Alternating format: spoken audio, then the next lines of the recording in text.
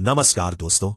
आज हम बात करेंगे कि कैसे मनोविज्ञान साइकोलॉजी का उपयोग करके हम खुद को बेहतर समझ सकते हैं और अपने जीवन से गलत फैसलों को दूर रख सकते हैं।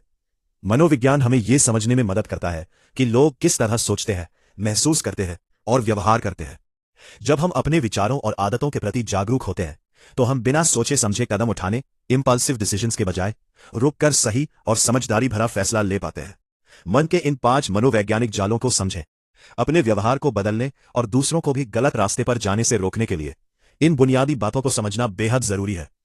कमी और इच्छा, स्कैर्सिटी एंड डिजायर। इंसान अक्सर उन चीजों को ज्यादा पाना चाहता है जो आसानी से नहीं मिलती या दुर्लभ होती हैं। इस जाल को पहचानें ताकि आप किसी चीज के केवल सीमित होने के कारण उसके पीछे ना भागें, बल्कि उसकी असली वैल्यू को समझें। घमंड बनाम निरंतरता, द नीड फॉर कंसिस्टेंसी।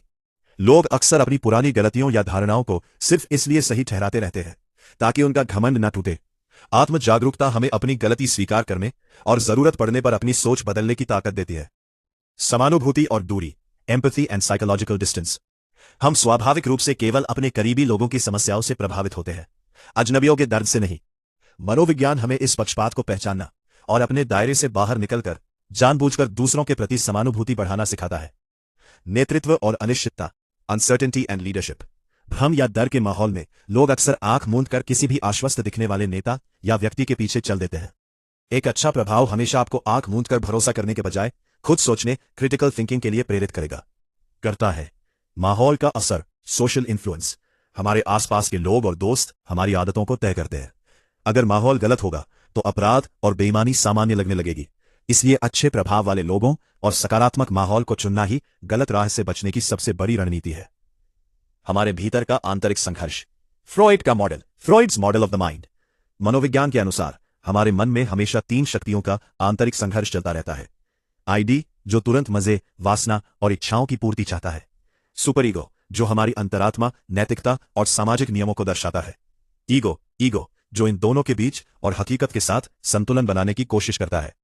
जब भी आपके या आपके किसी जानने वाले के मन में कोई गलत आवेग या तीव्र भावना, इंपल्स उठे, तो उसे पूरी तरह दबाने या छिपाने की जरूरत नहीं है।